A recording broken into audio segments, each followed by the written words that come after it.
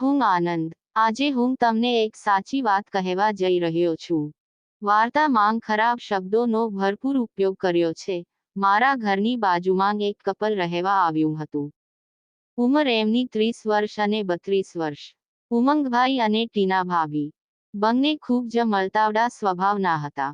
એ રહેવા આવ્યા અને 2 દિવસમાં જ મારી સારી એવી ઓળખાણ થઈ ગઈ. એ વખતે મારી ઉંમર 22 વર્ષની હતી અને હું કોલેજમાં ભણતો હતો. રાજેશભાઈ કેનેડામાં નોકરી કરતા હતા એટલે 6 મહિનામાં એકાદ વાર જ ઘરે આવતા અને પછી પાછા કેનેડા જતા રહેતા. મારા મમ્મીએ ટીના ભાભીને નાના મોટા કામ માટે મારી મદદ લેવાનું કહેલું, એટલે ભાભી મને કંઈ કામ હોય તો બોલાવી લેતા. થોડા દિવસ પછી રાજેશભાઈ પાછા કેનેડા જતા રહ્યા. હવે ભાભી ઘરે એકલા જ હતા. ભાભીની ઉંમર 30 વર્ષની હતી પણ એ કોઈ કોલેજની છોકરીથી કમ નતા લાગતા. 5 ફૂટ 7 ઇંચની હાઈટ, પાતળી કમર અને ગોરા ગાલ, મલાઈ જેવા, અંગ્રેજો જેવા. એક દિવસ સવારના સમયે ભાભીએ મને એમના ઘરે બોલાવ્યો. એમને માળિયામાંથી કંઈક સામાન ઉતારવો હતો. મમ્મીએ મને એમના ઘરે જવાનું કહ્યું. હું હજુ હાલ જ ઉઠ્યો હતો એટલે મારી સાથે મારો લોરો પણ ઉઠેલો હતો. એ થોડો નરમ પડ્યો એટલે તરત હું ભાભીના ઘરે ગયો. એ વખતે મેં ટી-શર્ટ અને ચડ્ડો જ પહેર્યો હતો. મારા ચડ્ડા પરથી મારા લોરાનો ઉભાર સાફ દેખાઈ આવતો હતો. હું ભાભીના ઘરે ગયો અને ટેબલ પર ચડીને એમને જરૂરી સામાન આપવા લાગ્યો. ભાભી ખૂબ જ મજાકિયા સ્વભાવના હતા. એમણે મજાકમાં જ કહ્યું કે હજુ સરખો ઉઠ્યો નથી લાગતો. મને કંઈ ખાસ આઈડિયા આવ્યો નહીં એટલે મેં સામાન્ય જવાબમાં આનાથી વધારે કેટલો ઉઠું એમ કહી દીધું. ભાભી મારા હાથમાંથી સામાન લેવાના બહાને 2-3 વખત મારા ઊંઘેલા લોરાને હાથ અડાડી દીધો. કદાચ એ વખતે જ એમને મારા લોરાની સાઈઝનો અંદાજ આવી ગયો હતો. મારું પણ થોડુંક ધ્યાન ગયું પણ મેં એ વસ્તુ નજર અંદાજ કરી. બીજા દિવસે મમ્મી પપ્પાને કોઈ સગાના ઘરે જવાનું થયું એટલે એ સવારે વહેલા જ નીકળી ગયા. સવારે 8 વાગ્યાની આસપાસ ભાભીએ મને એમના ઘરે ચા પીવા માટે બોલાવ્યો. હું પણ બ્રશ કરીને એમના ઘરે પહોંચી ગયો. થોડી ઘણી વાતચીત કરીને ભાભી ચા નાસ્તો લાવ્યા અને અમે એ પૂરું કર્યું. ભાભીએ એ વખતે મને બપોરનું જમવાનું પણ કહી દીધું. પછી હું ઘરે આવ્યો અને નાહી ધોઈને તૈયાર થઈને પાછો ભાભીના ઘરે પહોંચી ગયો. ભાભી રસોઈ બનાવતા હતા અને હું ટીવી જોઈ રહ્યો હતો. એ વખતે ભાભી મને મારી કોલેજ વિશે પૂછી રહ્યા હતા. વાતમાં એમણે મારી ગર્લફ્રેન્ડ વિશે પૂછી લીધું. મેં જવાબ આપ્યો કે ક્યાં એવા નસીબ મારા. એટલે એ બધું સમજી ગયા. હવે હું અને ભાભી જમવા બેઠા. તે વખતે ટીવીમાં ખોદવાનો સીન ચાલી રહ્યો હતો એટલે મેં ચેનલ બદલી નાખી તો બીજી ચેનલ પર પણ એવો જ સીન આવી રહ્યો હતો. ભાભી મારી સામું જોઈને હસવા લાગ્યા. હવે અમે જમી રહ્યા હતા અને હું ઘરે જવાની તૈયારી કરતો હતો. ભાભીએ મને બપોરે તેમના ઘરે જ સૂઈ જવાનું કહ્યું. મેં પણ એમની વાત માની લીધી. ભાભી જમ્યા પછી ઘરના બધા કામ પતાવીને મારી પાસે આવીને બેસી ગયા અને વાતો કરવા લાગ્યા. વાતોમાં એમણે મને બધું જ પૂછી લીધું. મેં એ પણ કહી દીધું કે હું હજુ બિનઅનુભવી છું. થોડી વાર વાતો કર્યા પછી ભાભીએ ઊંઘવા માટે બેડરૂમમાં જવાનું કહ્યું એટલે હું એમના બેડરૂમમાં જઈને આડો પડ્યો. થોડીવાર પછી બેડરૂમનો દરવાજો ખખડ્યો અને પછી ખુલી ગયો. ભાભી શોર્ટ અને ટી-શર્ટ પહેરીને દરવાજામાં ઊભા હતા. ખૂબ જ જોરદાર માલ લાગી રહ્યા હતા. પહેલા તો હું પણ ગભરાઈ ગયો પણ પછી બધું સમજી ગયો. ભાભી મારી પાસે આવ્યા અને બેડ પર બેસી ગયા. ઘરના બધા દરવાજા અને બારીઓ બંધ હતા. હવે એ મારા ગાલ પર અને ગળા પર હાથ ફેરવવા લાગ્યા. હું પણ એમના સાથળ પર હાથ ફેરવવા લાગ્યો. ભાભી એકદમ અપ્સરા જેવા લાગતા હતા. મેં એ દિવસે નાઇટ પેન્ટ અને ટી-શર્ટ પહેર્યું હતું એટલે મારા નાઇટ પેન્ટના ઉપર મારા લોરાનો આકાર સ્પષ્ટ દેખાઈ રહ્યો હતો. હવે મેં મારી આંખો ભાભીની આંખોમાં નાખીને જોયું તો એમને આંખોમાં પ્રેમની ભૂખ દેખાઈ આવી અને મેં એક સેકન્ડનો પણ વિચાર કર્યા વગર મારા હોઠ એમના હોઠ ઉપર મૂકી દીધા અને ધીમે ધીમે પપિયો કરવા લાગ્યો. એ વખતે હું મારા હાથ એમની પીઠ પર અને એમના ગળા પર ફેરવી રહ્યો હતો. એમનો પણ એક હાથ મારા ડોફા પર અને બીજો હાથ મારી છાતી પર ફેરવી રહ્યા હતા. હવે ધીમે ધીમે મેં એમનું ટી શર્ટ ઊંચું કરીને ઉતારી દીધું અને ભાભીના બંને કબૂતર મારી નજર સામે આવી ગયા. એકદમ કડક લાગતા હતા. મેં મારા એક હાથે એક કબૂતરને દબાવવાનું ચાલુ કર્યું અને બીજા કબૂતરને મોંમાં લઈને ચૂસવાનું ચાલુ કર્યું. ભાભી ખૂબ જ ગરમ થઈ રહ્યા હતા. હવે મેં મારો એક હાથ ભાભીના શોર્ટ પરથી જ એમની સૂટ પર ફેરવી દીધો અને ભાભીના મોંમાંથી આહ નીકળી ગયું. હવે મેં મારું ટી શર્ટ નીકાળી દીધું અને નાઇટ પેન્ટ પણ નીકાળી દીધું. હવે હું માત્ર બ્લેક કલરના જાંઘિયા માંગ હતો, જે ખૂબ જ જોરદાર લાગી ગયો હતો અને મારા 7 ઇંચના લોરાને ઢાંકવામાં અસમર્થ હતો. હવે મેં ભાભીનું શોર્ટ પણ નીકાળી દીધું. હવે અમે બંને બેડ પર નાગા હતા અને ભાભી મારા લોરાને જાંઘિયા પરથી જ હાથ ફેરવીને રમાડી રહ્યા હતા. મારો દોફો પણ પૂરજોશમાં ઊભો થઈ ગયો હતો. હવે ભાભીએ મારો જાંઘિયો પણ નીકાળી દીધો અને મારો કુતુબ મિનાર એમની નજર સામે ઝૂલવા લાગ્યો. ભાભી મારા કુતુબ મિનારને હાથમાં લઈને પ્રેમથી રમાડવા લાગ્યા અને જીભ ફેરવવા લાગ્યા. ધીમે ધીમે એમને મારા લોરાનો ટોપો મોઢામાં લઈ લીધો અને ચૂસવા લાગ્યા. મારો લોરો 2 ઇંચ જેટલો જાડો હોવાથી માંડ માંડ એમના મોંમાં જઈ રહ્યો હતો. મને પણ ખૂબ મજા આવી રહી હતી અને મારા મોઢામાંથી આહ ની ચિસ્કારી નીકળી રહી હતી. થોડીવાર સુધી મારો લોરો ચૂસ્યા પછી ભાભી બેડ પર ટેકો લઈને પોતાના 2 પગ પહોળા કરીને બેસી ગયા અને મને ગુફા ચાટવાનો ઈશારો કર્યો. હું પણ ઈશારો સમજી ગયો અને એમના 2 પગ વચ્ચે પહોંચી ગયો. ગુલાબી કલરની એમની ગુફા જોઈને મારા મોઢામાં પાણી આવી ગયું અને મેં તરત જ મારું મોઢું એમને ગુફાના હોઠ પર લગાડી દીધું. પહેલા તો મને થોડોક અજીબ ટેસ્ટ લાગ્યો, પણ મેં મૂવીમાં આ બધું જોયું હતું એટલે મજા લેવાની અપેક્ષાએ હું ચાટવા લાગ્યો. હવે મેં મારી જીભ ગુફાના હોલમાં જવા દીધી અને મને મારી અપેક્ષા મુજબ મજા આવવા લાગી. ભાભીના મોંમાંથી આહ ઉફ નીકળી ગયું અને એમણે પોતાની આંખો બંધ કરી દીધી. હું પણ મારી જીભ વધારે ને વધારે અંદર નાખીને પાણી ચાટી રહ્યો હતો અને એ પણ આહાહાહા કરીને મારો ઉત્સાહ વધારી રહ્યા હતા. હું એમની પીકી ચાટતી વખતે એમના મોટા સંતરાને પણ મારો હાથ લાંબો કરીને રમાડી રહ્યો હતો. હવે મેં ભાભીની ગુફામાંથી મારી જીભ બહાર કાઢી અને બંને જણ પાછા ચુમ્યો કરવા લાગ્યા. ભાભીને પણ આવું કરવામાં ખૂબ મજા આવી રહી હતી. હવે ભાભી ઠોકાવવા માટે તૈયાર થઈ ગયા હતા. ભાભી હવે પોતે સીધા સૂઈ ગયા અને પોતાના બંને પગ પહોળા કરી દીધા. એમણે પોતાની કમર નીચે 2 ઓશિકા પણ રાખી દીધા એટલે એમની ગુફા સીધી મારા લોરાના લેવલમાં આવી ગઈ. મેં પણ ઉતાવળમાં મારો લોરો એમની પર દબાવી દીધો. મારો લોરો લપસી ગયો એટલે એ હસવા લાગ્યા. મને પણ નવાઈ લાગી. એ કહેવા લાગ્યા કે હું હજુ નવો છું એટલે આટલા જલ્દી સેટ ના થાય. હવે એમણે મારા લોરાને પોતાના હાથથી પકડ્યો અને ગુફાના કાણા પર સેટ કર્યો. પછી મને ધીમેથી દબાવવાનું કહ્યું.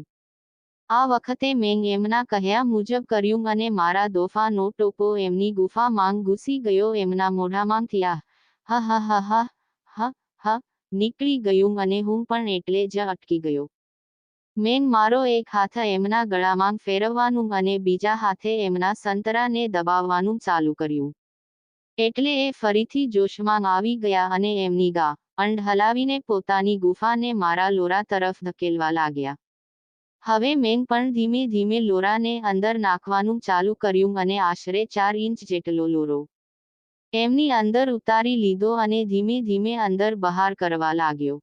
મને ખૂબ જ મજા આવી રહી હતી. મારો લોરો ભાભીની ચીકણી ગુફામાં લપસી રહ્યો હતો અને લોરાની આજુબાજુ પીકીની ચામડી ઘસાઈ રહી હતી. ભાભી પણ આંખો બંધ કરીને મારા લોરાની મજા લઈ રહ્યા હતા. હું પણ ભાભીના સંતરા જોર જોરથી દબાવી રહ્યો હતો અને સોદતી વખતે એમના સંતરા પર પપ્પી પણ કરી રહ્યો હતો. આખા બેડરૂમમાં પચ પચ પચ એવો અવાજ થઈ રહ્યો હતો. ભાભીની ઉંમર 30 વર્ષની હતી, પણ એ કોઈ કોલેજની છોકરીથી કમ નહોતા લાગતા. 5 ફૂટ 7 ઇંચની હાઈટ, પાતળી કમર અને ગોરા મલાઈ જેવા. એમનું ફિગર જોરદાર લાગતું હતું. એકદમ અંગ્રેજી મેમ જેવા લાગતા. અમે અમારા કરવામાં માંગ મસ્ત હતા. અમને બંનેને ખૂબ મજા આવી રહી હતી એટલા માંગ ભાભીના ફોન માંગ રિંગ વાગી. એમના કોઈ સગા એમના ઘરે આવી રહ્યા હતા. અમારા બંનેનો મૂડ થોડો ઓફ થઈ ગયો. પણ સાંજે મળવાની પ્રોમિસ કરીને અમે છૂટા પડ્યા. પછી હું ઘરે આવ્યો અને મારા બેડરૂમ માંગ જઈને મારા લોરાને હાથ માંગ પકડીને હસવા લાગ્યો કે શું નસીબ છે આના. પછી હું ટીના ભાભી વિશે વિચારતા વિચારતા સૂઈ ગયો. ઊંઘીને ઉઠ્યો ત્યારે મેં ટાઈમ જોવા માટે મોબાઈલ હાથમાં લીધો. ભાભીનો ટેક્સ્ટ મેસેજ આવેલો હતો. એમાં લખ્યું હતું કે 7 વાગે ઘરે આવી જજે. હું બેડ પરથી ઉઠ્યો અને ફ્રેશ થવા બાથરૂમમાં ગયો. બાથરૂમમાં જઈને ભાભી વિશે વિચારીને હું આખા શરીરે સુગંધવાળો સાબુ લગાવીને નાહ્યો. પછી બહાર કપડાં પહેરી લીધા. મેં બોડી સ્પ્રે પણ લગાવ્યું ચોકલેટ ફ્લેવરનું. હવે હું ભાભીના ઘરે જવા માટે તૈયાર થઈ ગયો હતો. બરાબર 7 વાગે મેં ભાભીના ઘરની ડોરબેલ ખખડાવી. દરવાજો ખુલ્લો જ હતો. હું અંદર ગયો અને અંદરનું સીન જોઈને ચોંકી ગયો. ભાભી આછા ગુલાબી કલરનું ફ્રોક પહેરીને પગ ઉપર પગ ચડાવીને સોફા પર બેઠા હતા. એમનું ફ્રોક એમના કબૂતર અને એમની ચકલીને માંડ ઢાંકી રહ્યું હતું. હું જઈને એમની બાજુમાં બેઠો. થોડીવાર તો હું તેમને પગથી માંડીને માથા સુધી એકટશે જોઈ રહ્યો. ભાભીએ પૂછ્યું કે આટલી સુંદર છોકરી ક્યારેય જોઈ નથી કે શું. પછી ભાભી રસોડામાં જઈને બંને માટે કોફી લઈ આવ્યા. અમે બંને કોફી લઈને બેડરૂમમાં જતા રહ્યા. બેડ પર બેઠા બેઠા બંને કોફી પીતા પીતા વાતો કરી રહ્યા હતા. બેડરૂમમાં રૂમ ફ્રેશનરની રોમેન્ટિક સુગંધ આવી રહી હતી અને ધીમે ધીમે રોમેન્ટિક મ્યુઝિક વાગી રહ્યું હતું. આ બધું વાતાવરણ મને ખૂબ જ રોમેન્ટિક કરી રહ્યું હતું અને ભાભીને પણ. કોફી પૂરી કરીને અમે બંને એકબીજાની પાસે બેઠા અને પોતાના ઘૂંટણ પર ઊભા થઈને એકબીજાને હોઠ પર પપ્પી કરવા લાગ્યા. હું ભાભીના કોમળ અને ગુલાબી હોઠ ચૂમી રહ્યો હતો અને ભાભી પણ મારા હોઠ પર એમના હોઠ ફેરવી રહ્યા હતા. મારા બંને હાથ ભાભીની પીઠ પર કરી રહ્યા હતા અને એમના બંને હાથ મારી છાતી પર સરકી રહ્યા હતા. હવે મેં મારો એક હાથ ભાભીના ફ્રોક નીચેથી એમની ચડ્ડી સુધી પહોંચાડ્યો અને એમની સૂટ પર હાથ ફેરવવા લાગ્યો. ભાભી પણ મૂડમાં આવીને ઉમમમ આહ કરવા લાગ્યા. એ પણ એમનો હાથ મારા પેન્ટ પરથી મારી કાકડી પર ફેરવી રહ્યા હતા. મારો દોફો પણ ધીમે ધીમે ઊભો થઈ રહ્યો હતો. હવે મેં ભાભીને બેડ પર સુવાડી દીધા અને એમનું ફ્રોક નીકાળી લીધું.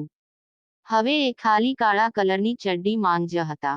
એમના બંને સંતરા ખૂબ જ માદક લાગી રહ્યા હતા. હું એમની ઉપર આવી ગયો અને એમના ગળામાં અને કાન પર જીભ ફેરવવા લાગ્યો. એ પણ ખૂબ જ રોમેન્ટિક થઈને પોતાના પગ ઊંચા નીચા કરી રહ્યા હતા. હવે હું ધીમે ધીમે એમના ગળાથી એમના કબૂતર તરફ વહાલ કરતો કરતો નીચે આવ્યો અને એમના સંતરા ને ચૂસવા લાગ્યો. મેં ચૂસી ચૂસીને એમના બંને કબૂતર લાલ કરી દીધા જે એકદમ કડક થઈ ગયા હતા. હવે હું એમના પેટ પર અને ડૂંટી પર પપ્પી કરવા લાગ્યો અને ધીમેથી મારા દાંત એમની ચડ્ડીમાં ભરાવીને નીકાળી દીધી. હવે એ મારી સામે એકદમ નાગા હતા. હવે મેં ધીમેથી મારી જીભ એમની ચૂપ પર રાખી દીધી. એમની સૂપ ખૂબ જ ગરમ હતી. મારી જીભ અડતાની સાથે જ એમના મોઢામાંથી ઉમમમ ચીસ નીકળી ગઈ. હવે મેં એમના બંને પગ પહોળા કર્યા અને મારી જીભ વડે એમની સૂપના ડોળાને ચાટવા લાગ્યો. મને ખૂબ જ મજા આવી રહી હતી. મેં મારા બંને હાથ વડે એમના પગ પહોળા કરી રાખ્યા હતા અને એ પોતાના બંને હાથ વડે મારા માથાને એમની સૂપમાં દબાવી રહ્યા હતા. મેં એમની સૂપ ચાટતા ચાટતા મારી આખી જીભ એમની સૂપમાં નાખી અને ગોળ ગોળ ફેરવવા લાગ્યો. મને સૂપની નરમ નરમ દિવાલો તરફથી ખારું ખારું નમકીન પાણી ચાટવા મળતું હતું. ભાભી પણ ખૂબ ગરમ થઈ ગયા હતા એટલે એમણે મને ઈશારો કર્યો. ભાભી ઘોડી પોઝિશન કરવા માંગતા હતા. એટલે હું પલંગ પર સીધો સૂઈ ગયો અને ભાભીને મારી ઉપર આવી જવા કહ્યું. હવે એમનું મોઢું મારા ડોફા ઉપર આવે અને એમની સૂપ મારા મોઢા ઉપર આવે એ રીતે મારી ઉપર આવી ગયા. પહેલા તો એમને મારા લોરાને હાથમાં લઈને પ્રેમથી હલાવ્યો અને પપ્પી કરી અને પછી ધીમે ધીમે જેટલો જાય એટલો મોંમાં લઈને ધીમે ધીમે સૂસવા લાગ્યા. મને ખૂબ મજા આવી રહી હતી અને મારા મોઢામાંથી ઓહ ઉફ એમ નીકળી રહ્યું હતું. હવે એમણે પોતાની સૂપ મારા મોઢા પર દબાવી દીધી એટલે હું પણ ઉત્સાહમાં આવીને ફરીથી એમની સૂપ સાટવા લાગ્યો. આ વખતે હું એમની પૂતની આજુબાજુ પણ જીભ ફેરવીને એમને વધુ માદક બનાવી રહ્યો હતો અને એ પણ ઉમ્મમ કરતા મારો લનદ ચૂસી રહ્યા હતા અને મારા લખોટા સાથે રમી રહ્યા હતા. હવે મારો લંદ ખૂબ જ કડક થઈ ગયો હતો અને ભાભીને ખોદવા માટે તૈયાર હતો.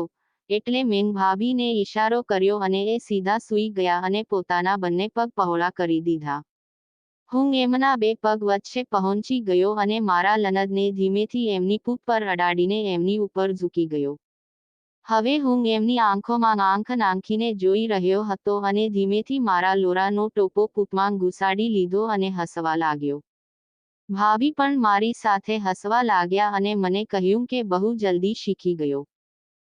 હવે બંને ધીમે ધીમે હલવા લાગ્યા અને મારો લોરો ભાભીની સૂપમાં આશરે 5 ઇંચ જેટલો જતો રહ્યો.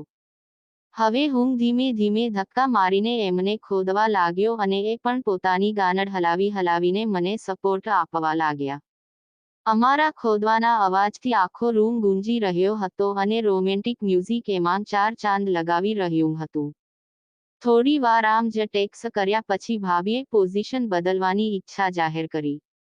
એમણે મને બેડનો ટેકો લઈને બેસી જવા કહ્યું એટલે હું એ પ્રમાણે બેસી ગયો. હવે એ મારા બંને સાથળ પર પોતાના સાથળ પહોળા કરીને મારો ડોફો એમની ચૂંટમાં જાય એ રીતે બેસી ગયા.